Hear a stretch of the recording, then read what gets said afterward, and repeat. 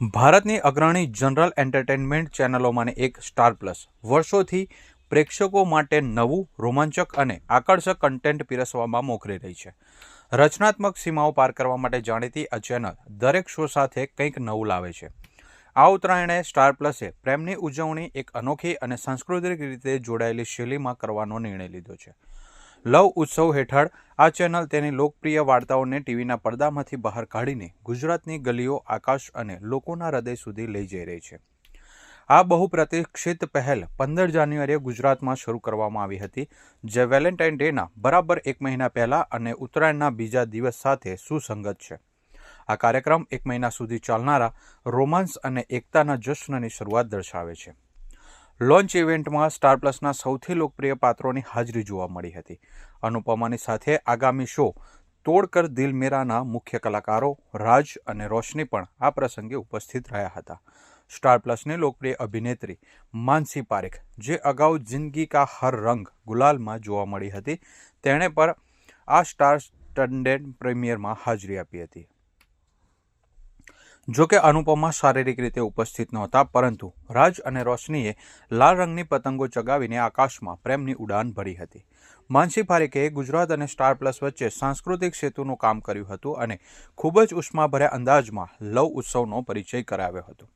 Launching બાદ એક ખાસ પ્રેસ કોન્ફરન્સ અને ગુજરાતી પરંપરાઓના કાર્યક્રમનું પણ આયોજન કરવામાં આવ્યું હતું.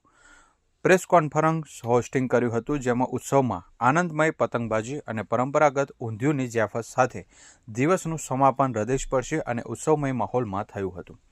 આગામી સપ્તાહોમાં લવ ઉત્સવ શહેરના સ્તરના કાર્યક્રમો અને ઓન ગ્રાઉન્ડ અનુભવો દ્વારા સતત ચાલુ રહેશે અને વેલેન્ટાઇન વીકના વિશેષ સમાપન સાથે પૂર્ણ થશે.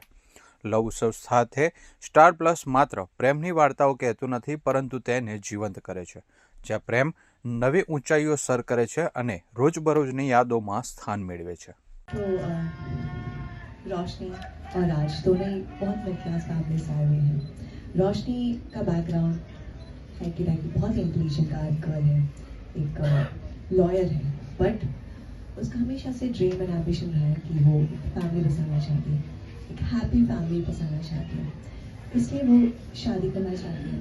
एंड देन वो राज से मिली, उनका फर्स्ट इंट्रोडक्शन था एक छत पे, एंड देन दोनों ने डिसाइड किया म्यूचुअली कि हम वो रेडी हैं एक स्टेप लेने के लिए, शादी का स्टेप लेने के लिए.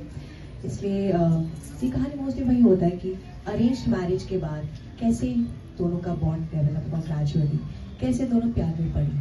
और दिल टूटने की बात जब होती है तब बहुत सारा दुख होता है, घाव होता है, ये सब तो होता है, लेकिन ये बहुत ही अमेजिंग टाइटल इसलिए है क्योंकि इसका कनेक्शन है शादी के साथ. Well, I was a little under the weather, hence I'm at home today. Oh.